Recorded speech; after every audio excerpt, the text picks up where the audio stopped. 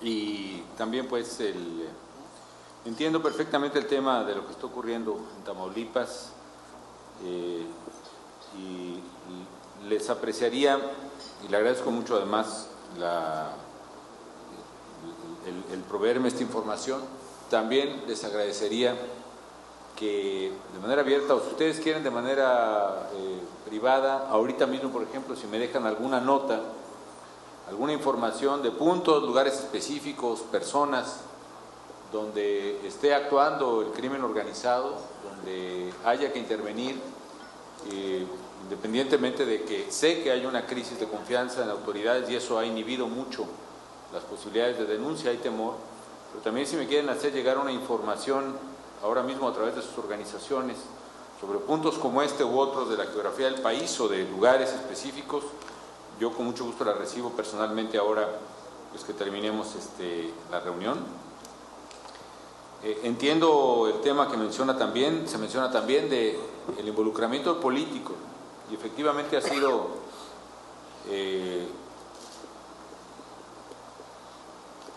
no me atrevo a calificarlo de tabú, simplemente hay una lógica que difícilmente permitiría suponer que no hay cierto involucramiento de algunos niveles de la autoridad para en esta fase expansiva del crimen organizado. Incluso sin juzgar intenciones, simplemente como había la creencia entre los políticos, déjeme decirle, de que se podían hacer arreglos explícitos o explícitos con la delincuencia, porque en el viejo negocio, como nada más iban a pasar hacia el otro lado, pues ahora sí que yo no me meto contigo, tú no me metes conmigo y todos contentos, y hasta para la campaña puedo sacar. Aparentemente ese arreglo funcionaba. Lo que pasa es que ahora que pretenden dominar la sociedad, ese supuesto arreglo no funciona, porque ¿dónde están los límites? ¿Quién les va a poner los límites? ¿Quién les va a exigir cuentas de que ahora actuaron contra un ilícito y ahora con un ilícito? ¿Quién les va a decir que bueno, te metiste con otra banda, pero ahora te metiste con la hija de aquel señor? ¿Y quién les va a exigir cuentas? Se apoderan de la sociedad. Esa es la razón por la cual hay que combatirlos. No hay manera de tener precisamente arreglos ni grandes ni chiquitos que sean eficientes, porque van precisamente contra la lógica del Estado, que es el que tiene el monopolio de la ley, de los impuestos, de la fuerza. Ellos tratan de poner su propia ley, cobrar sus propios impuestos y poner por supuesto su propia fuerza. Es un desplazamiento contra la sociedad representada. No hay manera de cederles la plaza gratuita o onerosamente o con un arreglo. Esa idea de que un arreglo iba a arreglar las cosas, válgame la redundancia, hizo fracasar en muchos lugares del país la capacidad de resistencia e imposición de la fuerza del Estado, es decir, una claudicación que facilitó las cosas a los criminales. Y eso se suma que cuando la gente percibe que no hay nada que hacer, entonces la gente se presta más, pues no tiene ningún incentivo para presentarles resistencia. Son capaces de convocar a los empresarios de una comunidad con toda impunidad y a plena luz del día. Son capaces de hablar a todo el directorio telefónico para extorsionar. Literalmente eso hacen, Hemos encontrado casos de muchas extorsiones telefónicas donde casi van sobre el directorio y la gente en el temor cubre. Entonces sí creo que hay mucho que hacer en tema de políticos, sin hacer una referencia específica a nadie. Créanme que he actuado en los casos que la justicia, la Procuración de Justicia ha tenido evidencias, o como marca la ley, elementos que permiten consignar ante un juez un caso de presunción delictiva. Lo he hecho en el caso de políticos en el país, fundamentalmente, ciertamente a nivel municipal. No siempre ha habido, y eso es una de las deficiencias que tenemos que corregir, la capacidad de prosecución, la capacidad de sostener el caso legalmente en una autoridad. O también hay que decirlo, yo creo que también debemos revisar las estructuras judiciales en México, porque así como hay corrupción en la política, en las policías, no podemos descartar simplemente a ciegas que haya también, no todos ni en la mayoría, pero sí en algunos jueces. Entonces sí estoy convencido de que la autoridad debe investigar, y en el caso de que haya evidencias de implicaciones criminales de políticos de cualquier partido, se debe actuar. Yo he actuado, o el gobierno federal ha actuado en contra de políticos del PAN, del PRI, del PRD y de otros partidos. porque así tiene que ser, siempre y cuando haya las evidencias que sustenten la acción de la Procuración de Justicia. No siempre las hay. Sabemos que hay versiones, sabemos que hay rumores, pero tenemos que romper ese círculo vicioso de que la gente no denuncia por miedo, y al no haber denuncia se fortalece la criminalidad, y fortalecida la criminalidad se provoca más miedo. Tenemos que romper ese círculo. En cuanto a... Bueno, la pregunta de Gilberto es muy compleja. ¿Qué escenario contempla si la siguiente administración no continúa en esta política? Permítame hacer abstracción de México completo, pero sí veo lo que ocurre en muchas municipalidades o localidades del país. Al abrirse la puerta o al dejar de combatirlos, pasa, como decía, pues no sé si es el padre, supongo, Rogelio, ¿no? Sí. Pues pasa a lo mejor que con las murallas de Constantinopla se les deja entrar, y luego para sacarlos es un lío. Hay que sacarlos, eso no me queda la menor duda, pero lo mejor es no dejarlos entrar. Entonces yo no los dejo entrar al gobierno federal, y a los que están metidos los estoy sacando. Metimos a la cárcel al director de la Policía Federal, metimos a la cárcel al subprocurador de la CIED, están en juicio, hemos actuado. La semana pasada misma, policías federales que extorsionaban a algunos ambulantes están en la cárcel ahora. Hay que actuar y no hay que dejarlos entrar. Pues creo que la pregunta es muy difícil, no tiene respuesta sencilla, pero me diría que en el momento en que se deja actuar, toman la plaza y no hay quien pueda contener el abuso que hacen de la sociedad. Cada quien tome sus reflexiones para México. Yo estoy convencido no solo de que lo correcto es seguir y luchar contra el crimen organizado hasta derrotarlo, sino que por supuesto sería un error claudicar de ese deber ahora o en el 2012 o en el año que ustedes quieran. Ese es el riesgo, además, en una lectura, pues, no puedo abundar en el tema, creo que no es lo prudente, pero ustedes pueden sacar sus propias conclusiones. Le agradezco también a Martín Cortés. A mí me gusta dialogar. La verdad es que no muchas veces me dan chance de eso, ¿no? Pero en momentos y situaciones tan importantes como este, yo creo que lo importante es eso, porque también puede pasarnos a los gobernantes, lo cual cualquiera, pues, en su empresa o en su negocio o en su trabajo. Puede haber también ceguera de taller, puede haber también, hay la necesidad de ver otros puntos de vista, hay la necesidad de, con toda objetividad, plantear alternativas, y por eso a mí me sirve este diálogo, créanme que más que ustedes. Entonces, qué bueno, al contrario, y lo agradecido soy yo que me dan la oportunidad de hacerlo, además en un entorno en que se pueda dialogar, ¿no? Porque a veces pues uno quisiera realmente hacerlo con toda la gente, pero no hay, la manera de hacerlo de la manera más sensata quizá pueda ser una de estas. ¿Qué otras estrategias de inteligencia se aplican? Bueno, mire, yo creo que aprendiendo un poco de la estrategia o de la lógica de combate, yo lo que veo en la historia, que es un tema que además me fascina, las guerras se ganan con tecnología. Es decir, es dramático que en la Primera Guerra Mundial, pues finalmente los alemanes estaban ya en su lógica de trincheras, y los polacos todavía en una lógica de caballerías, ¿no? Y para la Segunda Guerra Mundial los franceses estaban muy bien metidos en la guerra de trincheras, pero ya los alemanes estaban en la lógica de tanques y de aviones. Entonces yo creo que lo que hay que hacer aquí es tecnología. La tecnología del siglo XXI se llama informática, y la información es la clave, una clave medular para poder vencer. ¿Qué estamos haciendo en materia de información? Yo creo que una de las cosas uno de los objetivos que me he puesto es que al terminar la administración podamos tener una base tecnológica e informática superior a la de cualquier delincuencia. Yo creo que la estamos encontrando. La plataforma México nos permite ahora ubicar una base de datos enorme que nos está permitiendo precisamente armar, por ejemplo, no solo el perfil criminal, sino el modus operandi de muchos criminales. Solo cuando entró a andar la plataforma México, y al empatar, o como un tecnicismo muy, no encuentro la palabra, pero en fin, perdón por usarlo, al machear, un anglicismo, al machear las bases de datos que acabamos de conectar, cayeron además miles de órdenes de aprehensión pendientes, y algunas de ellas de muchos policías en servicio en el país. Entonces, los propios criminales tienen además en la información y en la inteligencia una base importante. El grueso de los criminales no son los sicarios, el grueso son los distribuidores y son los informantes a los que llaman halcones. Personas que vemos a la entrada del pueblo, ¿no?, sentados en un coche sin hacer nada, hasta en patrullas de la policía municipal sin hacer nada, ¿no?, que es el que vende los tacos y el de la vulcanizadora, y sabemos lo que hacen. Ahí van 3 camiones de la policía, ¿no?, ahí va pasando un pelotón de militares de tanto, ahí van hacia tal parte, ahorita está pasando fulano. Ellos son sus informantes. Por eso muchas veces en algún operativo que vamos por alguien, su red de información les permite tomar acciones evasivas.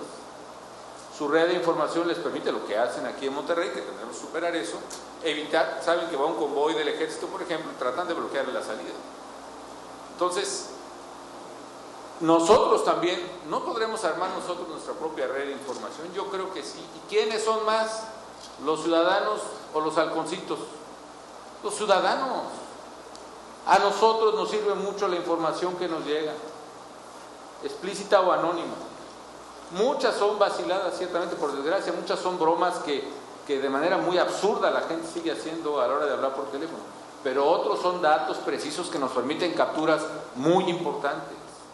Y la gente, incluso sin arriesgar su vida, puede hablar por teléfono, decir en tal casa, como ocurrió ayer, aquí en Nuevo León, las 16 personas que rescató el ejército mexicano fueron producto de una delación anónima. Alguien nos dijo, en ese rancho tienen una, ni siquiera dijeron que tenían gente secuestrada, tenían una casa de seguridad.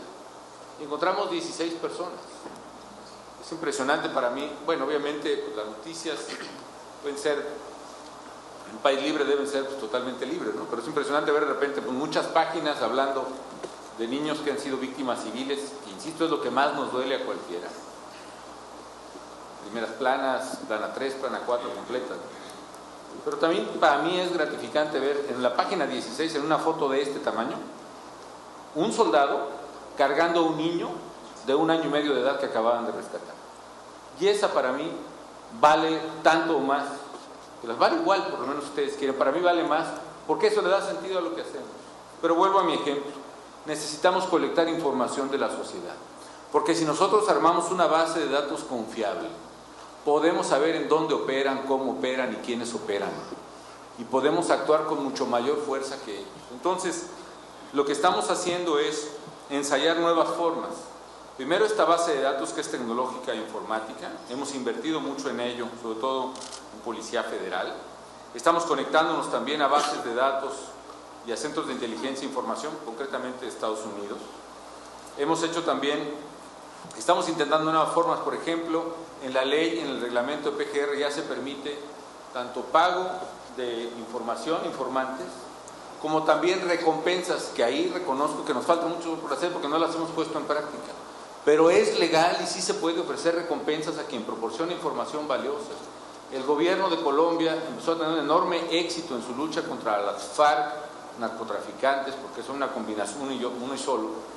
En la medida en que los propios subordinados de los criminales empezaron a proveer información a cambio de un buen pago en el gobierno de Uribe.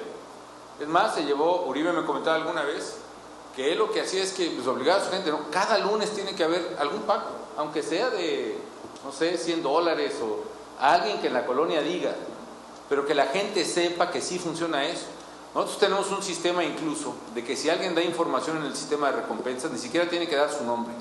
Recibe una clave telefónica y si la información es cierta y lleva a la captura de un criminal, se paga, digamos, a esta clave telefónica. Es decir, hay un mecanismo de cobertura incluso que todavía creo que falta mucho por hacer, pero por ahí deben ir nuestros esfuerzos. Soluciones de fondo, comparto el tema de la reforma al sistema de justicia que mencionaba también Martín. Lo comparto y creo que lo que sí debemos estar es bien pendientes, de veras, como se dice, aprender de lo de otros. Porque en el mundo donde ha habido esta reforma hacia los sistemas adversariales, orales, que ha sido muy positiva, también ha habido fallas. No me refiero además al caso del Estado de Chihuahua, porque además sé que el gobierno del Estado y el Congreso ya está corrigiendo algunas deficiencias, pero me refiero en general a problemas que me han comentado reformadores de otros países que han sufrido en sus procesos. Quizá el más importante es el problema de la llamada puerta giratoria, así se llama. Es que está entrando el criminal por la puerta y por esa misma puerta inmediatamente ya está saliendo. Que puede ocurrir, por ejemplo, en el legítimo propósito de buscar soluciones alternativas o resolución de controversias fuera de lo penal en delitos que se consideran menores. Pero ¿qué ocurre, por ejemplo? Es entendible que si alguien roba un radio, se diga, bueno, pues ¿qué caso tiene hacerle un proceso, que vaya a la cárcel, pues entonces que pague el radio y que si se arregla con la víctima, pues ya ahí se arregla y se acabó. Parece muy lógico y muy loable, ¿no? El problema es cuando el que roba en una colonia, pues sí la gente empieza a preferir la gente, pues ya que me dé, o mejor, en un ambiente como el que vivimos, en ciudades además como Juárez, en ese ambiente, el que se le pregunte en la puerta del Ministerio Público, oiga señor, ¿usted quiere acusar a este señor o prefiere que ahí muera? No, pues yo la verdad prefiero que ahí muera. Y el señor sigue robando infinitamente. Entonces se convierte de un propósito loable de justicia expedita a un problema de impunidad. Eso se ha corregido ya legalmente, por ejemplo, en Chihuahua, pero sí tenemos que estar pendientes de que eso no ocurra a la hora de implementar nuestra reforma. En cuanto al tema que mencionaba don Javier Priet sobre prevención, yo creo que aquí está el principal desafío y también es en lo que más nos pueden ayudar. Porque la verdad no pretendemos pedirles a ustedes que sean héroes o mucho menos mártires. Simplemente nuestra petición, nuestra exigencia es que seamos todos ciudadanos. Pero una parte adicional que pueden hacer los ciudadanos con liderazgo es ayudarnos en la parte preventiva, que es en corregir las deficiencias estructurales que sí tiene nuestra sociedad y que propician precisamente caldos de cultivo a la criminalidad. ¿Qué ha pasado en algunas ciudades fronterizas, por ejemplo? Que es el caso de Tijuana, que es el caso de Piedras Negras, sobre todo Reynosa, el propio Juárez, en fin. De repente son ciudades que además de ser fronterizas y ser propicias para el mercado antiguo hacia Estados Unidos, por su poder económico, por la maquila sobre todo, por su crecimiento, son propicias económicamente para el nuevo mercado de consumo. Pero lo más grave es que socialmente también. ¿Por qué? Porque la madre, por ejemplo, trabajadora en una maquila, o los papás trabajando en la maquila o en alguna empresa, pues sus niños están en la casa, van a la escuela hasta primaria, secundaria, pero ya no hay prepas suficientes. En esas ciudades que han crecido de tal manera que muy por encima de la tasa de crecimiento demográfico nacional, imaginen ustedes lo que es recibir 100,000 gentes cada año a una ciudad, un pueblo entero, una ciudad entera, por año. No hay la capacidad del Estado de proveerles preparatorias, servicios de salud, lugares de esparcimiento. Entonces, ese muchacho, ¿qué hace? Ese muchacho a los 12, 13 años está en la calle y su aprendizaje social es el del crimen. El que la hizo, el que la rifa en la colonia es precisamente el criminal, es el que trae el coche, es el que trae las mujeres, es el que trae las armas, es el que trae el dinero. Se convierte en su modelo. Y además, el muchacho va pasando por un problema de formación axiológica totalmente propicia. ¿Por qué? Porque no tiene valores y referentes que apreciar. Algunos de ellos, por ejemplo, no creen en la educación porque no tienen educación. No creen en la política porque, bueno, pues ahora sí que hemos hecho todo lo posible los políticos por destruir la credibilidad en la política. No creen en la economía. ¿Por qué? Porque no les ha dado nada a ellos, ni siquiera un trabajo. Probablemente no creen en la familia porque muchos no tienen. Son papás, se separaron, o mamás solteras que trabajan, en fin, entonces, o que incluso el fenómeno de niños abandonados que está creciendo en nuestro país, niños de la calle. No tienen creencias religiosas tampoco, porque además del peso del secular y los problemas que hoy vemos, no tienen pues una formación de la cual hayan tenido pues un asidero trascendente, llamémoslo así. Al contrario, están formados en una visión incluso contraria. ¿Qué es lo que juegan los niños, por ejemplo, hoy en nuestro México? En nuestros tiempos, digamos, jugábamos, pues no sé, que bote pateado y que si la bicicleta, o jugábamos cascaritas, etcétera, ¿no? Hoy los niños, ¿qué juegan? Juegan videojuegos. En la videojuegos de mano, o en la videojuego de la farmacia, o en la tienda de maquinitas, donde el juego es extremadamente violento. Porque hay videojuegos, por ejemplo, que incluso el protagonista es un criminal que va ganando puntos en la medida en que se roba coches, en la medida que mata a alguien, en la medida que atropella a un policía. Y esa lógica forma, como quiera que sea, una manera de ver distinta.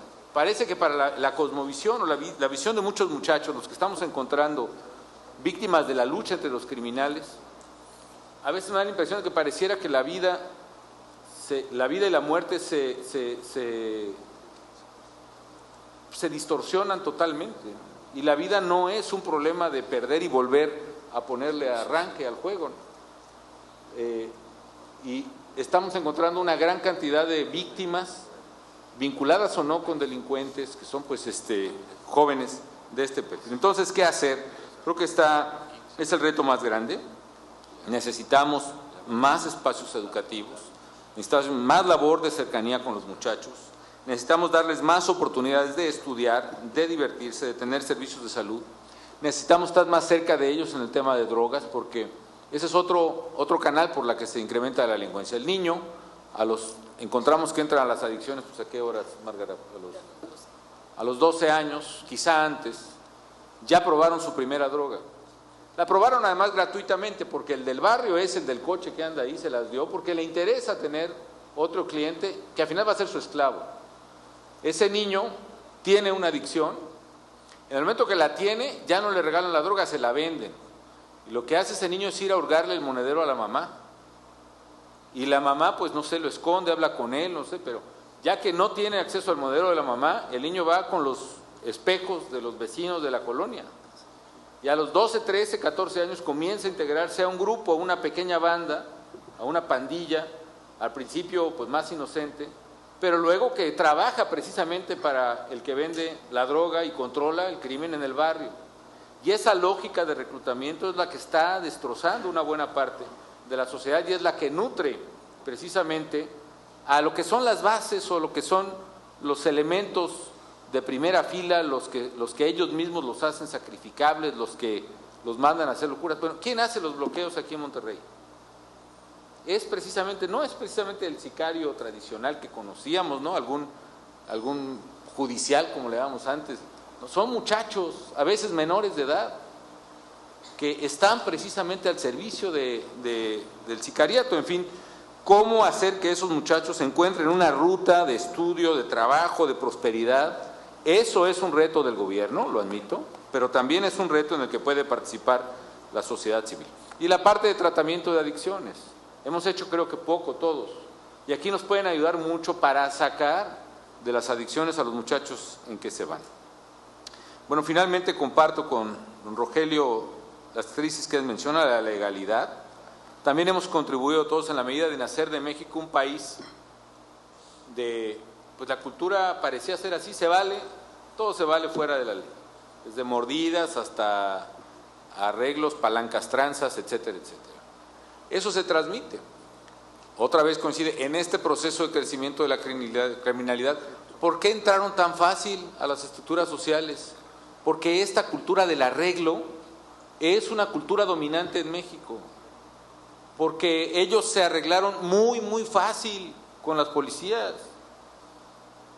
Y eso no es solo un problema de cuánto gana el policía, sino en qué cree y qué valores y qué cultura comparte el policía.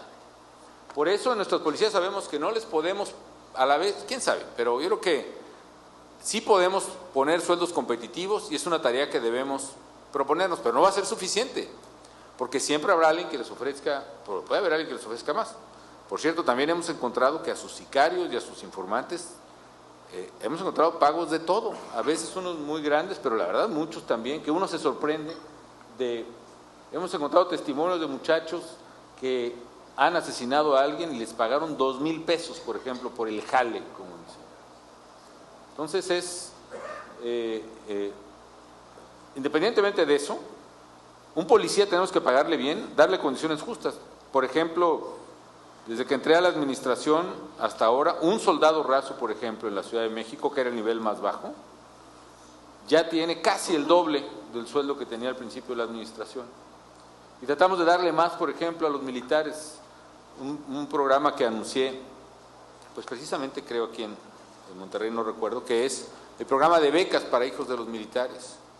Que sepa el que está haciendo una carrera militar, el que está haciendo un sacrificio realmente por los demás, que sus hijos van a tener una beca para estudiar en la prepa o en la universidad que quieran, pública o privada, sea en la Universidad de Guadalajara, o sea en el Tecnológico de Monterrey o en la Universidad de Nuevo León, donde ellos escojan, donde los admitan por sus calificaciones, van a tener pagado eso. Y tenemos que buscar más. Pero más que ello necesitamos fortalecer la mística y el espíritu de los policías y de la tropa. ¿Por qué? Porque ellos tienen valores, creen en la patria, creen en la independencia de México, creen en la fortaleza de las instituciones, y tenemos que fomentar esos valores en los soldados, en los policías, en los marinos, en los policías estatales, en los municipales. Valores, principios que verdaderamente son el último refuerzo de la sociedad, en el gobierno y de la sociedad misma frente a este problema. Y finalmente le agradezco mucho, bueno, el tejido social, la moralidad ya he comentado, le agradezco mucho el ejemplo de Constantinopla y de la caída de Constantino, pero puedo asegurar que esta ciudad no va a caer. Estamos muy a tiempo y la vamos a defender con todo.